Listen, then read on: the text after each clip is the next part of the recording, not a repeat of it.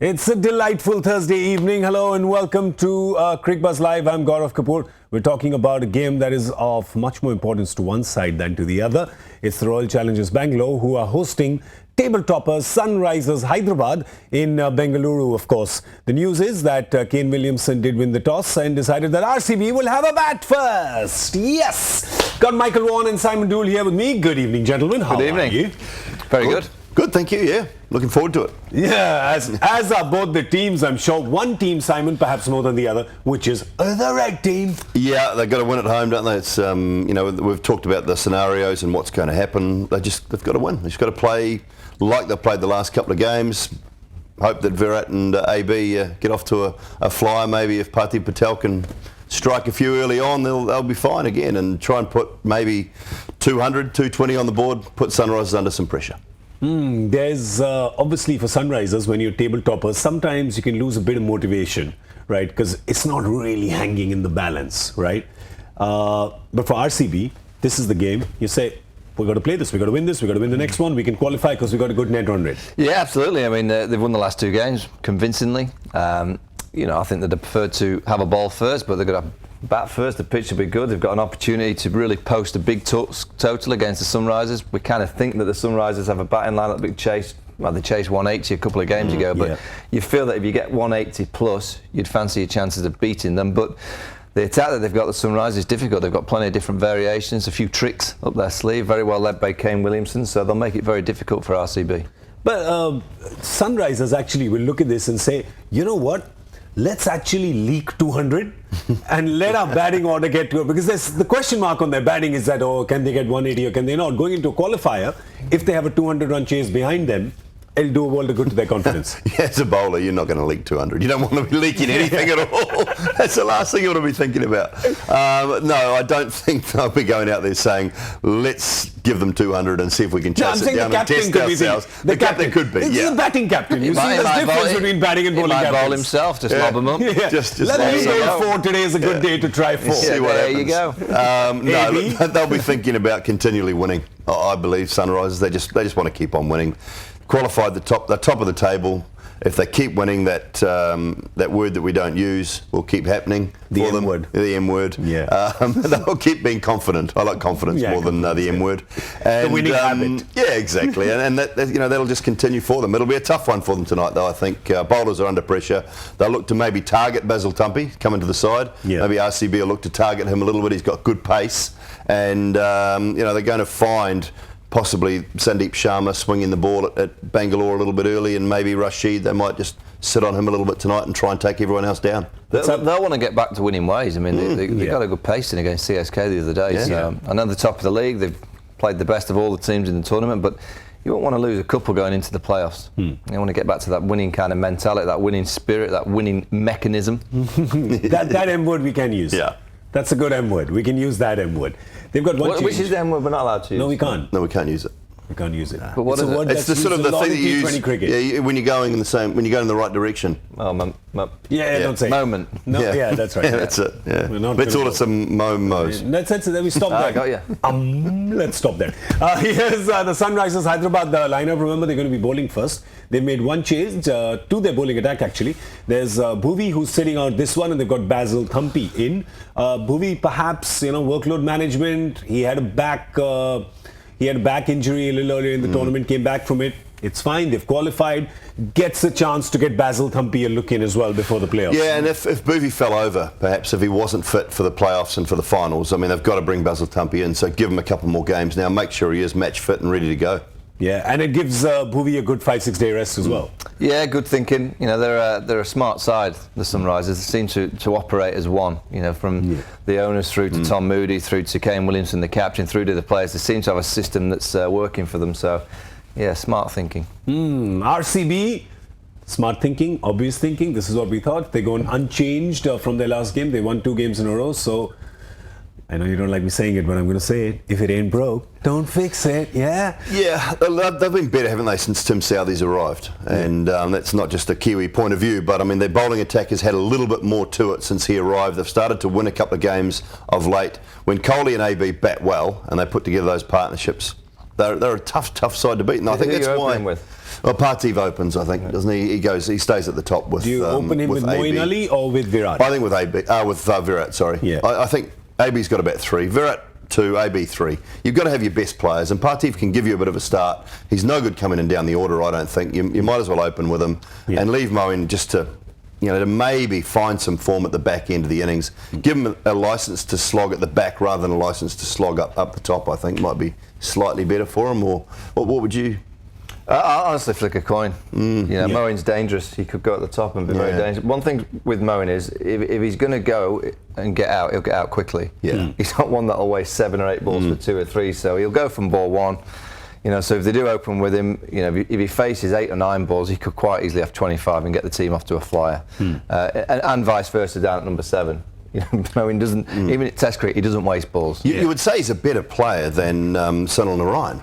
But but Narayan, he's more of a batsman than Sunil Narayan. But Narayan's done brilliantly, and that's kind of what they would love Moeen to do if he's given that opportunity. But he's not been given that opportunity, and I think with Narayan as well, the team's thinking is it doesn't matter if he gets out. We don't think of it as one down. No, we just think of it as the opener's coming out. And you could do the same with Moeen as well. If you wanted, with Moeen and Parthiv. But it's sensible to think that you've got 2 great players. You've got 120 balls, and you'd want those 2 players to divide up those 120 balls with the majority in their camp. Yeah. You won't want them wasted around the other players. You want those 2 to face as many of those balls.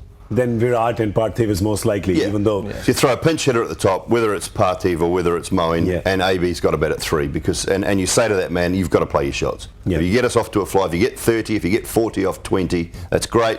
AB comes in a very good situation. Come down and exactly on the back of the sweep with the old willow. Get on with it. No blocking. But of course, they're up against a formidable bowling attack. It's the Sunrisers Hyderabad bowling attack. And now you know that we're big fans of the SRH bowling attack.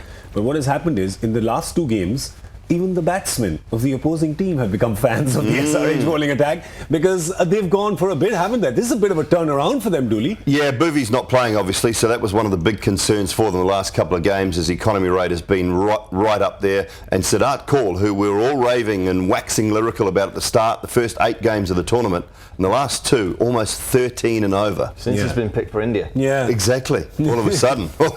He hasn't been able to handle the excitement.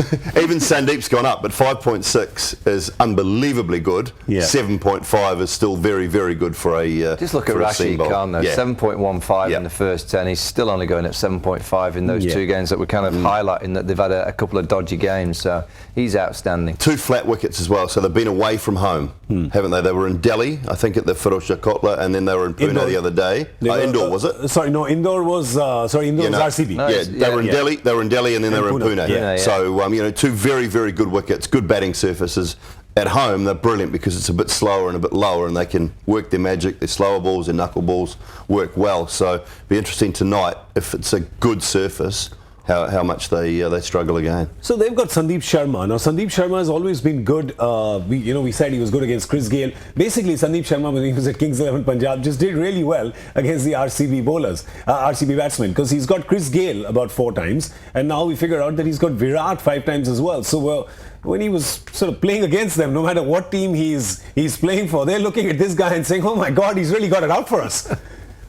So 5 dismissals has actually he's gone for about 11 and a half and over. But that's gonna happen to you against Virat. But he's got him out 5 times, which will be a sign of confidence and probably a chance for Kane Williamson to put him up front if Virat opens. No question. We're highlighting that the teams have all this information. Yeah. So you call them, the matchups that you hear them all talk about. That's the matchup. They'll go with that. They'll make sure that Sandeep. There you go. Virat's coming in first. Good luck, by the way. Good luck. Enjoy that. But you've had him 5 times in the past. You may just get him again. Yeah, and it doesn't matter if you're going at 12 and over. You're still going to get him out. Back yourself to get him out. If Virat hits you for 3 sixes and you get him out in the first over, you don't care. You take it. You take it every time because he's well below his average, which is in the 40s in IPL. Yeah. So you take it. You take it every time. Has it dropped down from being above 50? Has it dropped down from IPL average? I think it's in the 40. The IPL average. His international T20 average is definitely over 50. Yeah, it's right on or just about 50, but I think his IPL is about 40 something. Yeah, he's having a drops his standards, doesn't he, with the IPL? Out of the team. This is really what's going on. What's he thinking? Well, we have Sandeep Sharma who spoke to Harsha on Cricbuzz Unplugged, and they were especially talking about T20 bowling and about the slower balls and Yorkers. So let's have a listen. T20 में bowlers का role कैसे change हुआ है? क्या जो change होता जा रहा है? क्योंकि पहले देखते थे कि यॉर्कर्स बहुत कर रहे हैं, आजकल स्लोअर वन ज़्यादा कर रहे हैं, तो ये रोल बदलता जाता है सीजन बाय सीजन, या आपको तैयार होना है, या बॉलर के लिहाज से कैसे देखते हैं आप T20? जी हाँ, एक्चुअली अगर आप देखो तो पिछले कई सालों में यॉर्कर के लिए भी बैट्समैन के पास अभी शॉट्स हैं, सो बैट्समैन भी उस हिसाब से अपने आप को प्रिपेयर करके आते हैं। तो एज अ बॉलिंग यूनिट और एज अ बॉलर आपको भी कुछ नया लेके आना पड़ेगा। अगर आप एक ही चीज़ करते जा रहे हो तो वो फिर सक्सेसफुल नहीं होता। तो अगर आप पिछले कुछ सालों में देखो तो यॉर्कर के लिए काफ़ी शॉट, जैसे लैप शॉट आ गया, रिवर्स स्वीप आ गया, या पीछे हट के ग्लाइड करना पॉइंट की साइड से। सो इस साल जो मेरा प्लान था, या हमारे जो जितने भी बॉलर्स हैं, जब मैं बात करता हूँ, उनका यही प्लान है कि हमारे आर्मरी में एक और बॉल ऐसी होनी चाहिए कि बैट्समैन को प्रेडिक्टेबल ना हो। तो लाइक नक्कल बॉल हो या लेग कटर स्लोअर बॉल हो, उसके साथ यॉर्कर, साथ में स्लोअर बॉल बाउंसर। सो अगर आप देखो इस साल काफ़ी बॉलर्स हैं जो जिनके पास 3-4 वैरायटीज़ हैं, वो एक वैरायटी पे रिलाई नहीं कर रहे। सो अगर आपके पास ज़्यादा वैरायटीज़ हैं तो सक्सेस रेट होने के ज़्यादा चांसेस हैं, क्योंकि बैट्समैन हमेशा गेस कर रहा है नेक्स्ट बॉल क्या आ रही है। तो उसमें अगर आप एक बॉल ख़राब भी डालो तो वो निकल जाती है। Well, this reminds me of what, Michael, you were telling me yesterday about Andrew Tye. And Dooley, I'll tell you that Andrew Tye said to Michael Vaughan that he's got like 17 variations now that he's worked on. I asked him prior to the game yesterday, I had the interview with him, and I said, look, what new ones are you working on?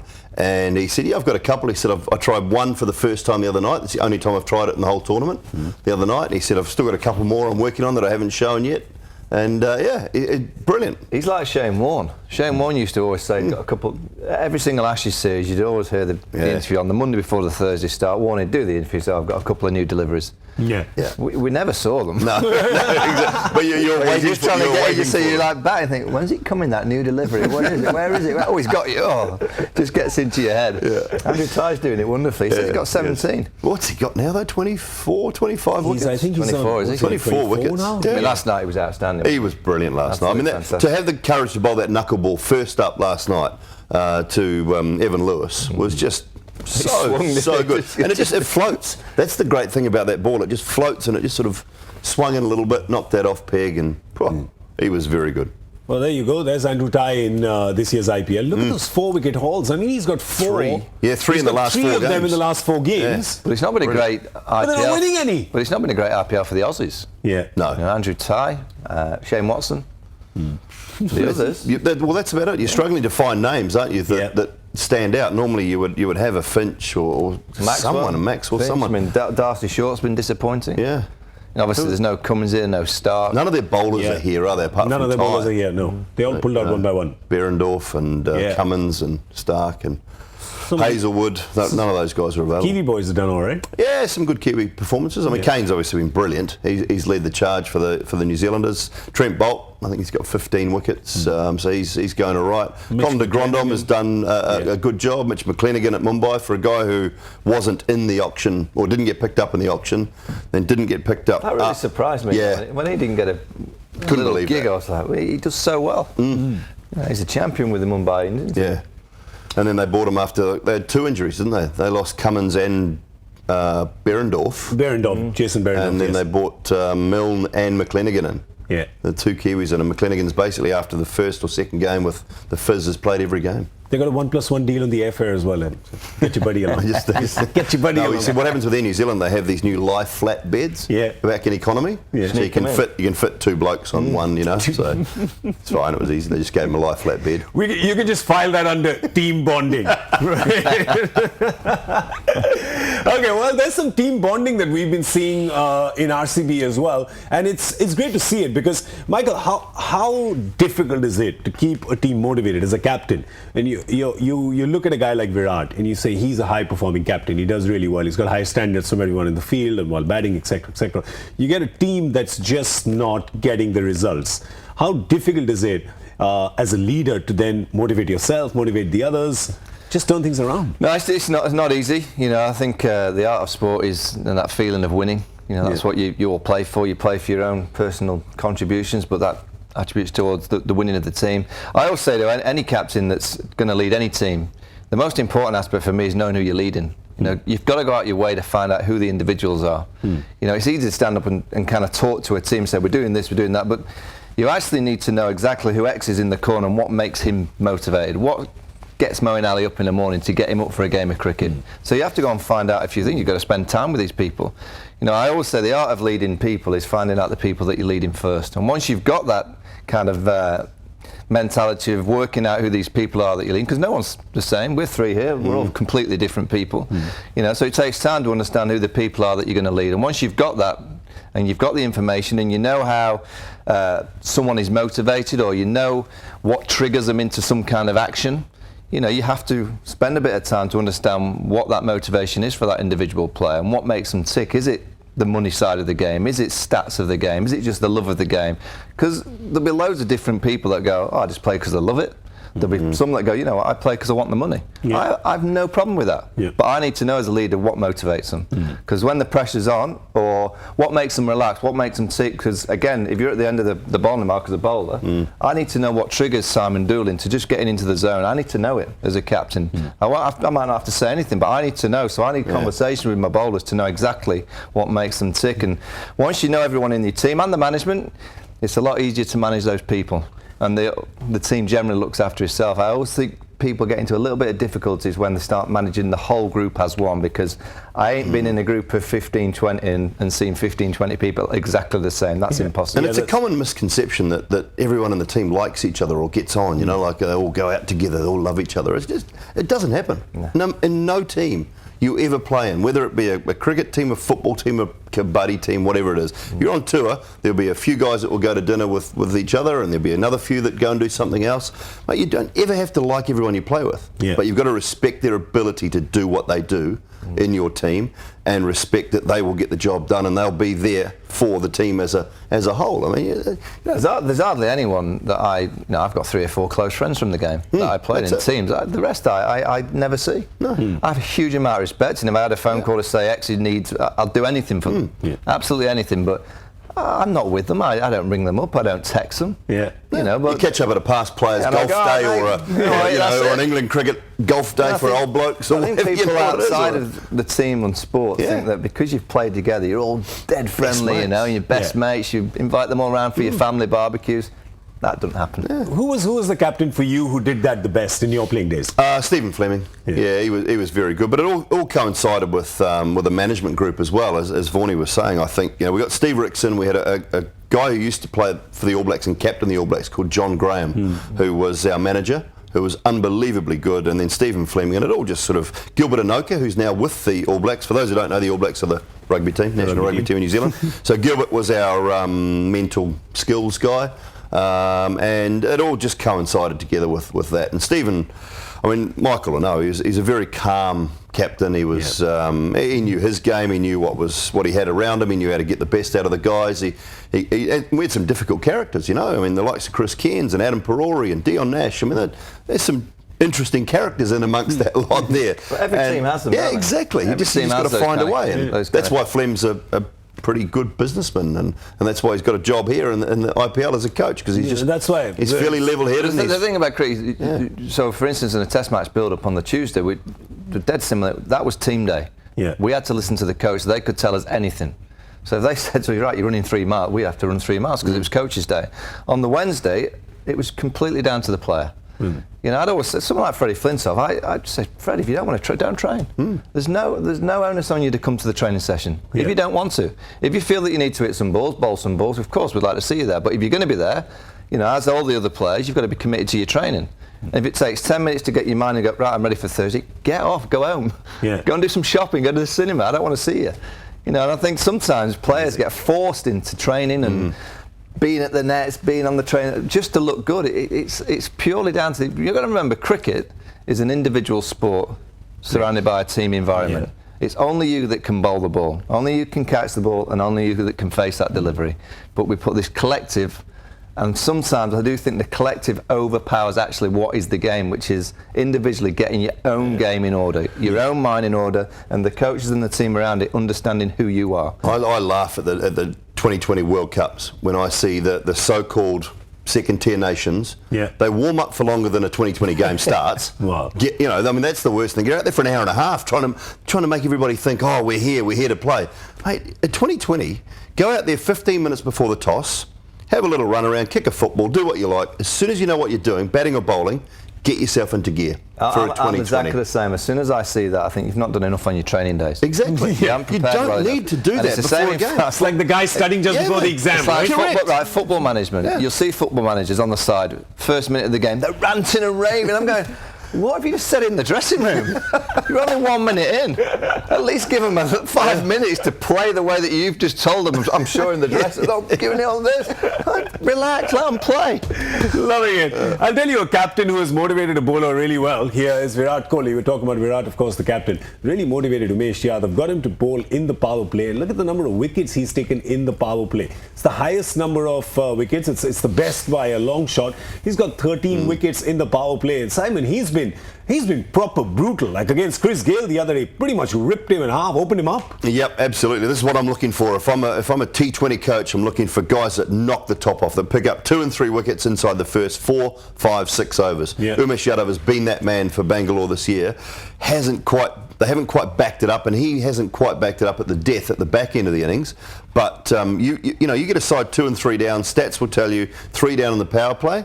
If a side's chasing a reasonable total, you'll win, I think, 75 or 80% of your games if you're getting 3 down inside that power play. So look for a guy who's going to do that. Take wickets up front. Wickets hurt your run rate. So I'm always looking for a bowler to knock the top off a nice Bowler afterwards. You don't need a bowler for that. You need your room attendant man at Lord's, don't you? You need your openers. Very good, G. Very good. Okay, well, it's time for Michael Vaughan's favourite section on the show, the point scenarios. Oh, I love this. I love this. I want you to explain it, Vaughnie. I want you to explain I can it. do. I mean, I think there's going to be someone gets about 22, 24, 28. Yorkshire might win this. Yorkshire might win. Yeah. Are they coming through yet? You think Everton can get 3 points today? Oh, no. In Bangalore? It's not going to happen. Those Everton fans are very grumpy. Yeah, very grumpy. They've got enough reason to be. Oh, they're coming for me now. This is like me. I've taken the Sentinels away from you. I'm taking some of the heat off Pass you. it on. Pass it on. And as a Liverpool fan, I'll probably get double anyway from all the Everton guys. Well, let's not look at that. Let's look at the 14-point scenario. It's still in play. It is now guaranteed that there will be a qualifying team on 14 points, right? We always talk about 8 wins and 16 does it for you, but 14. So this can happen. We want RCB to win both their games, of course. You want RCB beat SRH, RR beat RCB. That's condition 1B. Sorry, there's 1A and 1B today, Michael.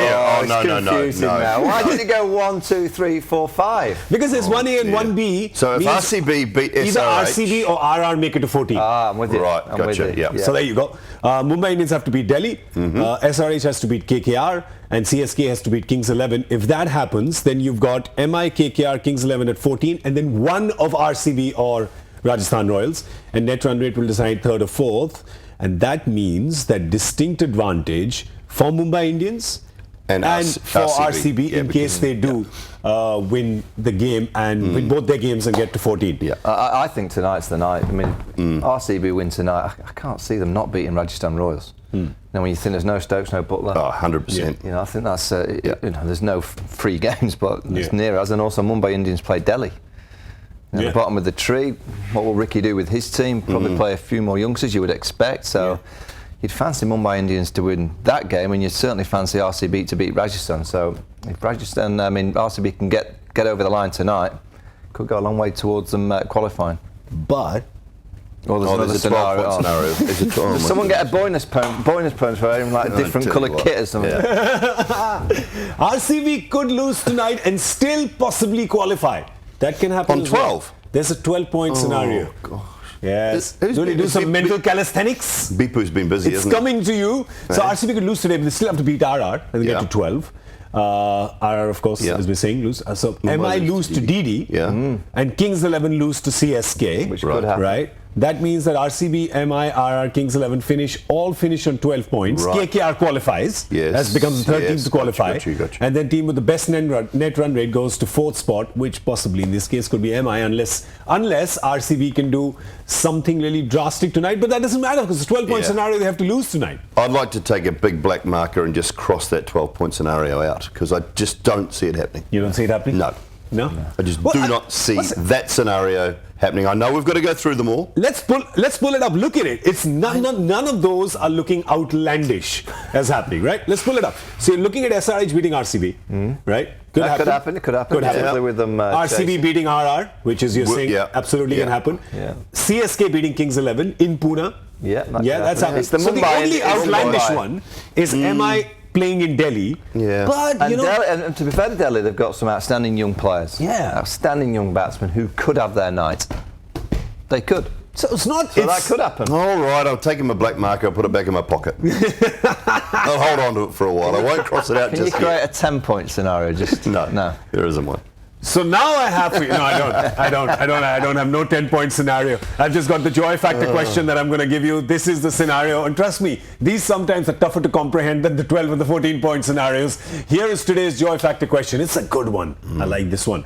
Sachin is the only one of two cricketers who has played international cricket over 4 different decades. So the 80s, of course, 89 Pakistan is when he started, then the 90s, 2000s, and the 2010s. Who is the other cricketer? So he's one of 2. Wow. So he played in those same decades, or was that when Sachin played? So now, obviously, that'll be a clue right. if I give it to you. It could be the late 70s, 80s, 90s. No, okay, fine. No, It's I the think same it was decades. early. I think it was early. It's the same decades. I think it was earlier. No, it wasn't Victor earlier. Trumper. No. Victor Trumper. Was it Victor Trumper? No, it was not Victor Trumper. I think I know it. You do? And I know it because I saw it on the card. But was that the correct card or the decoy card? That's the question. I'll just tell you one thing. I'll give you another clue. Come on, it's that many years. Probably not a bowler, right, Dooley? It's tough for bowlers. They're very too tough. Yeah, too tough for too bowlers tough. to last that long. All-rounder? Yeah, too tough. All-rounder, maybe? No, all-rounder who became a batting all-rounder in the latter part of his career. Oh, don't give it away. I'm not. I was just giving him I'm not giving it away. Why That's not a clue. don't you tell him he was 5'6" as well? Maybe he was. He was actually 5'7", I think. If that. Possibly 5'8". I think by the time he finished, he was 5'2". Was it? Yeah, I think he might have been 5'2". Playing over 20 years, you could be. He's now available as his own miniature. Call him for after-dinner speeches. All right, we're going to have a quick guess on what Simon and Michael feel the score is going to be. RCB batting first, of course, in Bangalore. What's it going to be, gentlemen? 217. 217. Go big or go home. 198. 198, 270. Should I do another 92 or something like I did last time? RCB fans are going to be crying because I got it right against them last time. They don't want me to get it right with them. No. All right, so I'm going to say 100 and 200. 102. That's 300. Well played. So you say 217. You say 198. You say 198. Yeah. Okay, so I go 207. That's where I'm going. In the middle. Smack in the middle. All right. That's why I asked them first. Unagi. All right, time for us to go now. We're going to see you in 90 minutes from now. Hopefully 90 minutes from now. You don't want them to get out in 15 overs. We'll see you.